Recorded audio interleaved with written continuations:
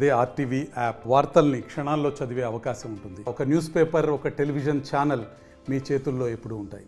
గత రెండు ఎలక్షన్స్లో 2014లో కానీ 2019లో కానీ ఏ రకంగా దుగ్గిరాల మండల ప్రజలు వైఎస్ఆర్ కాంగ్రెస్ పార్టీని ఆదరించారో ఇంచుమించు 5,000 పైచిలుకు ఓట్ల తేడాతో వైఎస్ఆర్సీపీని ఆధిక్యంతో నిలబెట్టారో అదే విధంగా భవిష్యత్తులో కూడా వైఎస్ఆర్ కాంగ్రెస్ పార్టీని ఆదరించాలనని ఈ యొక్క ప్రజలు చేసినటువంటి వైఎస్ఆర్ కాంగ్రెస్ పార్టీకి చేసినటువంటి మేలు మరిచిపోకుండా భవిష్యత్తులో అదే రకం మంచి సేవలను అందిస్తామనని మీకందరికీ కూడా పార్టీ తరఫున హామీ ఇస్తా ఉన్నాను.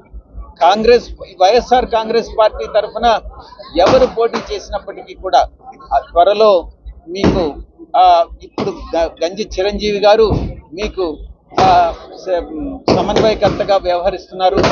తప్పకుండా ఆయన్ని మీరు ఆదరించాలనని మీకు అభ్యర్థిస్తా ఉన్నాను. ఇక్కడ ముఖ్యంగా దుగ్గిరాల మండలంలో ప్రధానమైనటువంటి సమస్య నేను ప్రత్యక్షంగా కళ్ళారా చూసినటువంటిది రోడ్లు, రహదారులు. ఈ రహదారుల పరిస్థితి చాలా సంక్లిష్టంగా ఉంది. ఎక్కడైతే రోడ్లు బాగలేవన్నటువంటిది చాలా స్పష్టంగా తెలుస్తుంది. రాబోయేటటువంటి ఒక రోడ్లకు మరమ్మతులు అన్నటువంటివి రాబోయేటటువంటి 20-25 రోజుల్లో తప్పకుండా పూర్తి చేస్తామని ప్రజలందరికీ కూడా హామీ ఇస్తా ఉన్నాను.